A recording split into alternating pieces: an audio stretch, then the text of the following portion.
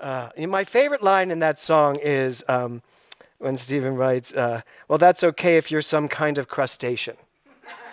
That always makes me laugh. But I remember when I had to sing that, my first thought was, way too many words to try to remember for this, you know. And for me, getting up and singing at church was the hardest thing in the world to do because I was an actor. Every time I sang because the character had to say something. But when you're all naked, I did have clothes on. But when you're feeling naked, you get up and you're just singing, and it's just you. And that was, I remember, I think we were at the Scottish Rite building, so it was this big, 1,000-seat theater. It was like very scary. You two make it look so easy. Great job, Rick, great job. So I've got an itching in the tips of my fingers. I've got a burning in the back of my brain. Do you ever feel like that? Yeah? Do you? I don't see a lot of heads wagging. You're just kind of all like, let me talk to them out there. Do you guys ever feel that way? I've got an itching in the tips of my fingers. I've got a burning inside me. Do you ever feel that? He says, I've got a hunger burning inside me that cannot be denied. Do you ever feel like you're just going to explode because there's something inside of you that wants to come out? I hope you can feel that energy, that anticipation, that feeling. And I love that line, I got a feeling in the tips of my fingers. I've got this energy, this thing in me that wants to come out. Often, rather than deal with that, we push it back. We go, all right, I'm busy. I have things to do. So, one of my favorite lines, I see a mountain and I want to climb it. I see a river and I want to leave shore. Where there was nothing, let there be something made by me. I think when I sang it the first time, I sang, where there was something, let there be nothing. And I remember thinking, that's kind of not the point of the song. Where there was nothing, let there be something made by me. So I have a really important question for you today in our month of creativity. And the question is, do you consider yourself creative? Do you consider yourself creative? I already asked Diane, Dr. Brabant. I already asked her, and she brought up an interesting thing. I think we usually think of people as creative as like, I was going to say Nate and Luke, singers or dancers or actors, that there's the creativity, or artists or jugglers. Do you really think of them as creative? Jugglers or Cirque du Soleil people. These are these artists. That's the creativity, but that's not what we're talking about today.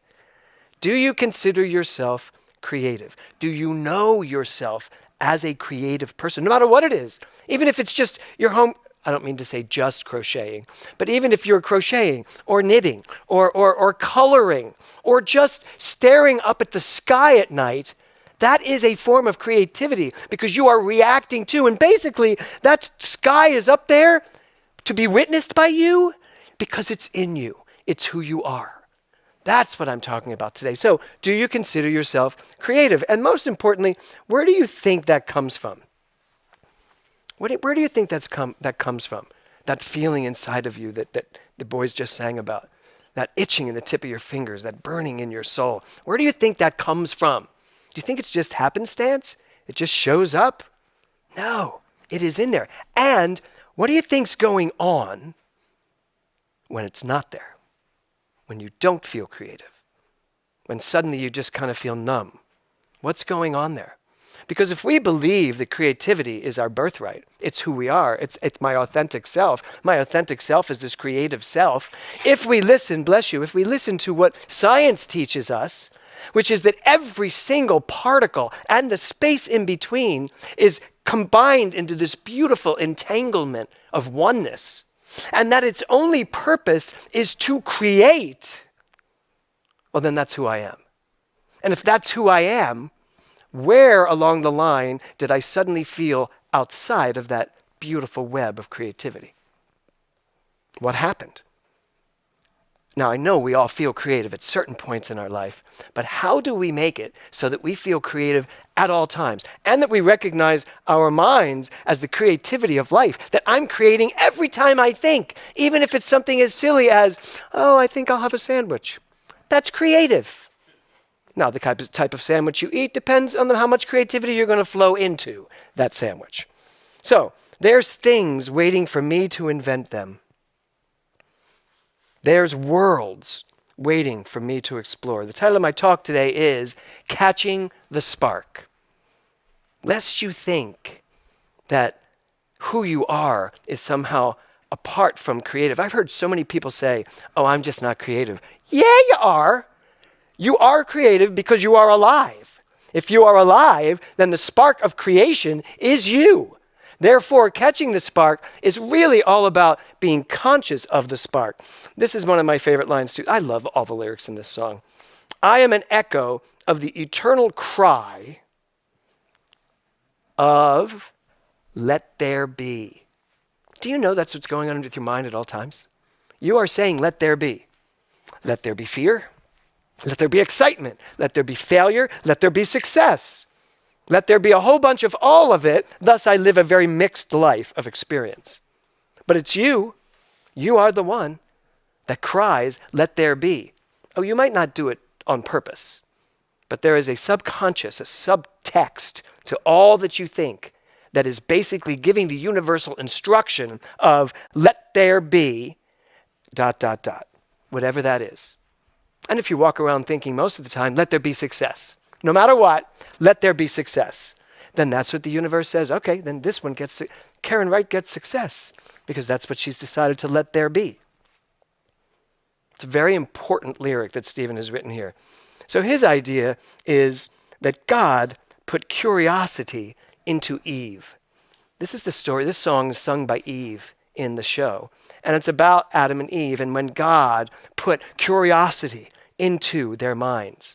Now, that's a beautiful story. I don't necessarily go by that particular story as what created this universe, but it's a fun thing to think of at times, that there is something that put curiosity into me. There is some energetic field that brought me forth as an individualized creation of itself, imbuing me with everything that it has, the thing itself, and giving me purpose, giving me excitement, giving me passion, allowing me to work at the highest level of who I am every time I say, let there be. And giving me the power to say, let there be. Let there be light. Let there be mountains. Let there be oceans. Let there be... that's how we talk about the creativity in the Bible, how the world was created. God thought upon itself and said, let there be. Well, if you and I are the perfect individualized expression of that, we're here to do the same thing. Let there be sky, mountains, whatever you decide to put your focus on. Gives us a lot of power, doesn't it? But you know what else it gives us? A lot of responsibility. To really pay attention to what we are saying, let there be too. Ernest Holmes said this, true thought deals directly with first cause, and this science is the study of first cause. It is the study of spirit, truth, the invisible essence, that ultimate stuff and intelligence from which everything comes, the back of everything, the power back of everything, the thing itself. That's, of course, right in the first chapter. The thing itself. But the thing itself is something we still manage, even when Ernest Holmes does everything he can to create this oneness. We put the thing itself out here. And there it is. There's the thing itself. And I try to recapture that in my soul.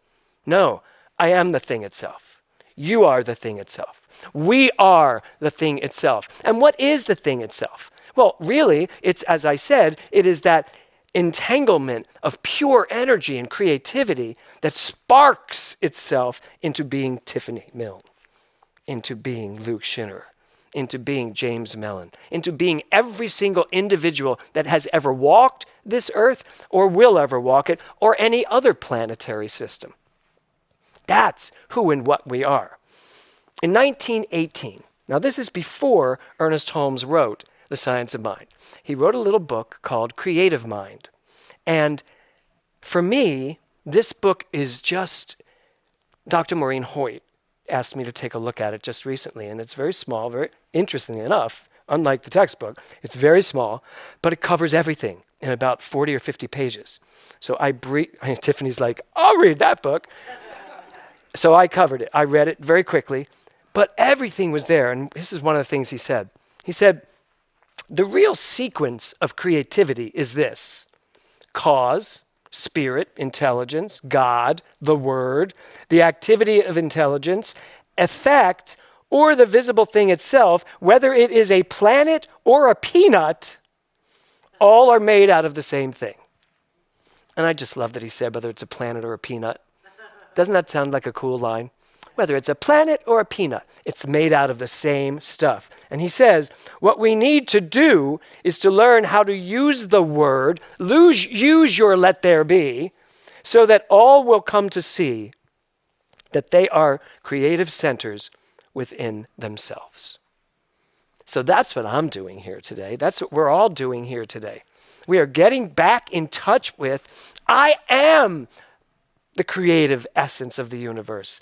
My mind is prepared to unleash that thing that's on the tips of my fingers, that thing that's in the back of my brain. I am willing, ready, and able to let go of whatever creativity wants to use me and thus allow me to experience it. Can't you just feel that? Can't you just feel the creativity inside of yourself? And if you can't, oh well. There's an amazing book I will point you to by Elizabeth Gilbert called Big Magic.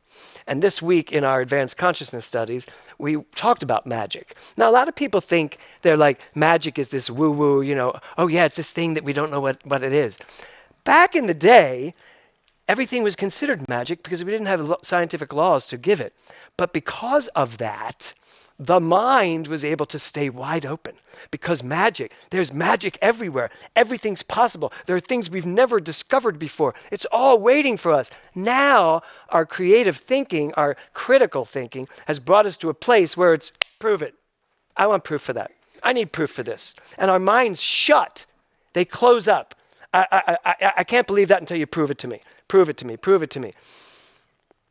We need to open our minds up to the magic of this universe. Not magic as in things that can't be explained, but magic in things that we can understand if we would open our minds to understanding them. That's the creativity your mind has the ability to do.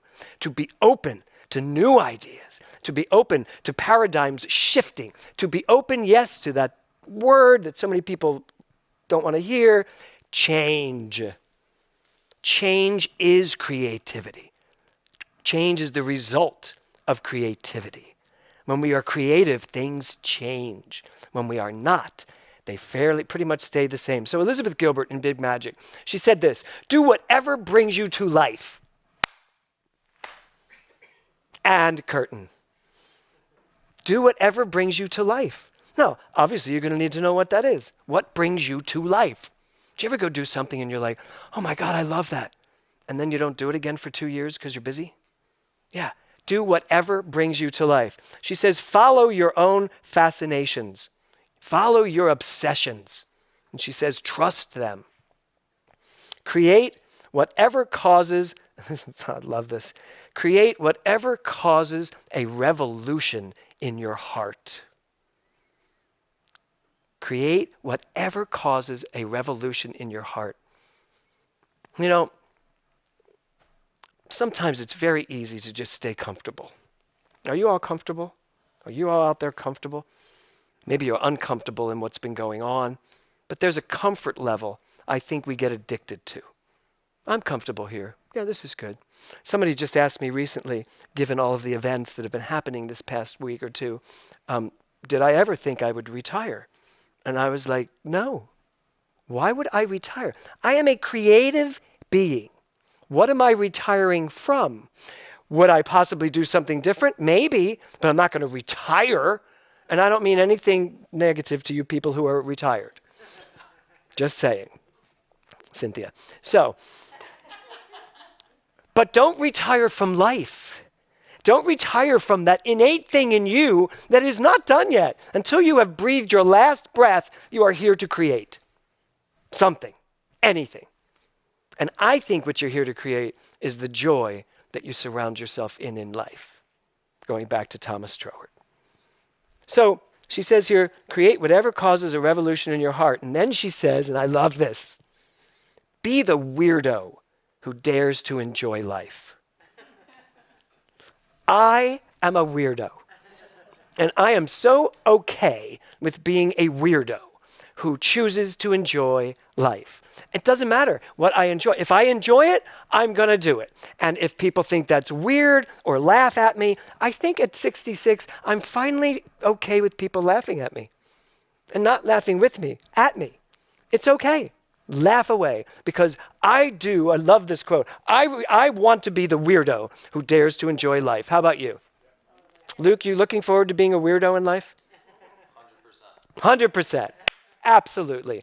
So I'd like to do some yeah buts. So here's this thing. So I stand up here and I'm literally like bursting out of my body. I love the song. I hear it, and as soon as I hear the music, Robbie, right at the top, that that I got an itching in the tips of my fingers.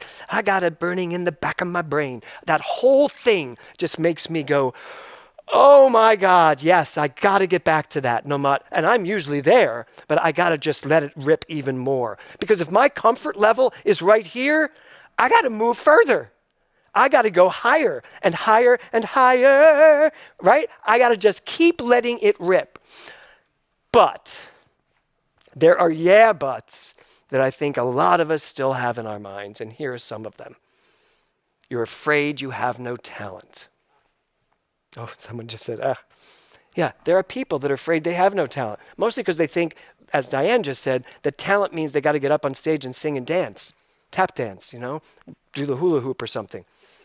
No, you have talent because you are talent. You are. Everything you do is talented. The very fact that your mind can tell your hand to do that, that's talent. The very fact that you can watch a movie and cry, that's talent. That is creativity allowing itself to bubble out. That's number one. Number two, you're afraid you'll be rejected or criticized or, God forbid, misunderstood or, worst of all, ignored. There's a big yeah but, right? People are going to laugh at me. They're going to reject me. They're not going to like me. So I'm just not going to do it.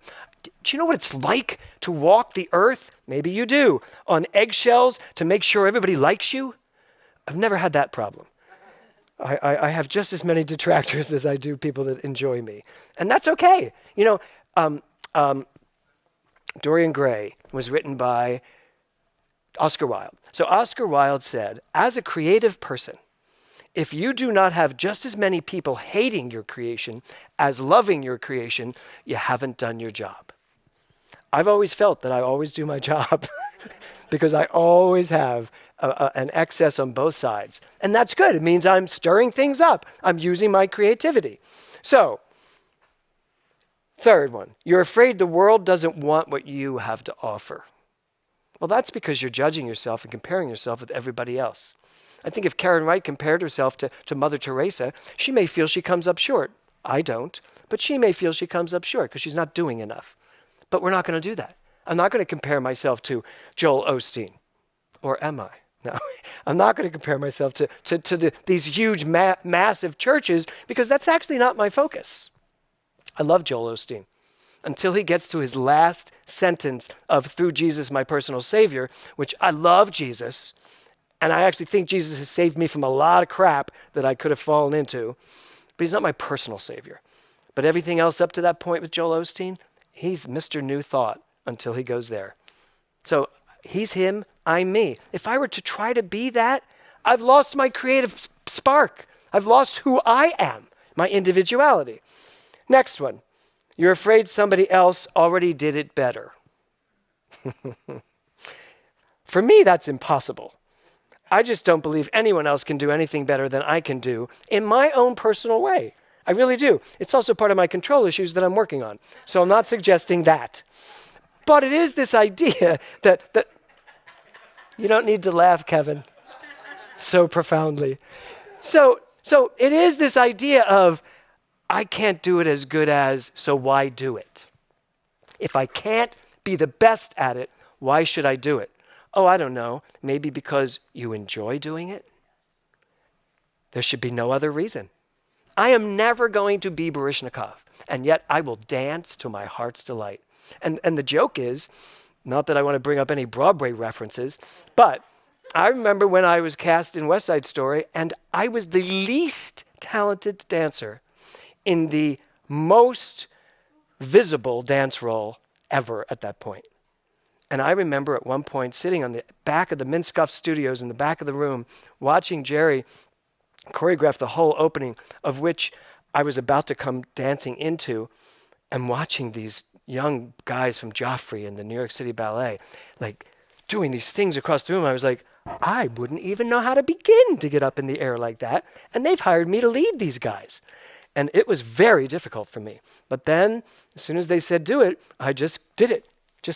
And I never really looked to see, am I doing it as good as these guys? Mostly because I was in front and they were behind me. So I never had to see what they were doing because I was in the front. But there are pictures now that I see of all of us. And there's one picture, I wish I'd thought to bring it, but I didn't know I was going to say it. There's one picture of all the guys jumping across the stage and we're all up in the air. I was the only one who had the correct position. Other guys' legs are down, and I'm like, why did I think that I was so inadequate? And that's one of the yeah buts. Because frankly, I didn't enjoy that time in my life. Mostly because I felt inadequate to it all. I still got the job. I still did the job, and I did very well in it. But in mind, you can still convince yourself you believe what you believe. Doesn't matter what anybody else tells you. So that's one of the big yeah buts. You're afraid somebody else already did it better. And number 5, because I like to do things in 5s, you're afraid somebody will steal your ideas, so you keep them hidden. And on and on and on and on. And I have a great example of that. I think I've talked about this before, my TV series Dinks, Double Income, No Kids. Pitched it to everybody in town. It was about a gay man who lived with a straight woman and their friends. Anyway, I pitched it everywhere. I got meetings everywhere. I was with CAA at the time. Everybody was like, this is great. They told my agent that, it's a wonderful idea. We're just not ready for it. TV's not ready for this type of thing. I let that do something inside of me where I said, I'm done. I'm not doing this anymore. I never pitched another show. I never wrote any more TV. I just stopped. I said, you know what? It's too much. They all said no. 2 years later, Will and Grace happened. I could have come back the next season with it and pitched it again or again. Who knows? And I'm not saying what could have been. I could have been a contender. No. What I'm saying is there's sometimes something in us that lets that spark of creation, that spark that is ours, we let it die because we're just either afraid or because something happened that told us we're really not all that. You're not all that. So whatever your yeah but is, it is time for us, each one of us, to start really picking up that spark, catching the spark. A creative life is an amplified life. This is from Elizabeth Gilbert. It's a bigger life, a happier life, an expanded life, and a hell of a lot more of an interesting life, she says. And regarding money, I loved this when I found this quote. When you look at money, money's nothing more than creativity in action. Money is this creative essence moving, and so many people are having problems with money. They don't have enough, they can't find a job, whatever that is. But here's the thing, money and job, money and creativity, you can't use money as the thing that propels you into your life. Here's a great quote. To yell at your creativity, saying, you must earn money for me. How many of you have done that? Suddenly you have to make money at what you think you're creative at. To yell at your creativity, saying, you must earn money for me, is like yelling at a cat. It has no idea what you're talking about. And all you're doing is scaring it away because you're making really loud noises and your face looks weird when you do that. So, the question becomes, how do you catch the spark? Well, here's the truth. You're always catching the spark.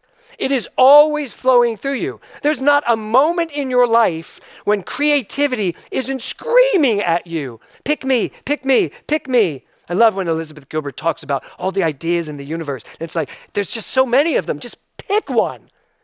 And if it works, great. And if it doesn't, go ahead, find someone else. Pick another one. That's what this whole idea of fluidity, of creativity is all about. So you just have to be willing to be awake to what this world is. That's why I love Thursday nights so much. When we delve into what this world is really about on a subatomic level and on a spiritual level, it wakes me up.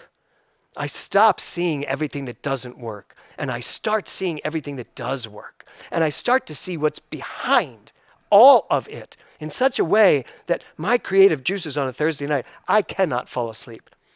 And I'm like that in most of my classes. This new practitioner class also so inspires me. They all came in this week to talk about quantum physics, and then we put it against Ernest Holmes, and we're like, oh, they completely match. It's been an amazing year. But you have to be awake. You have to decide to catch the spark. Even though it's everywhere, you still have to make the decision. And you have to allow it to grow into a flame and not douse it with your well-intended yeah buts.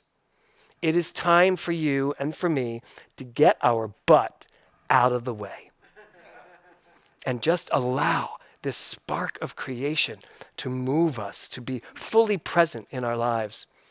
So as serendipity always happens in my life, I woke up this morning, turned on my computer at like 6 o'clock in the morning.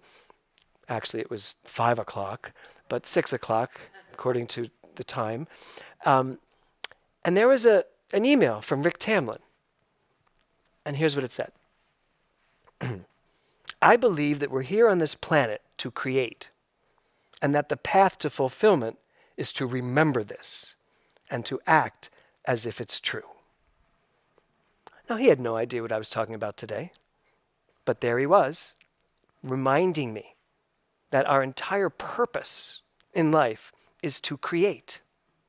Our entire purpose in life is to give ourselves permission to get out of the way of all the yeah buts, all of the reasons and excuses. Certainly get out of your way of a past that may inform you things that do not help you. To get out of the way of a future that has no business being in your mind in the present moment. And to just give yourself permission to enjoy life at such a level that creativity becomes the theme of every single day, bubbling up and giving you permission to live your life as the weirdo you are. To just allow this spark of creation to move through you. Your only job is to catch the spark and use it. Namaste.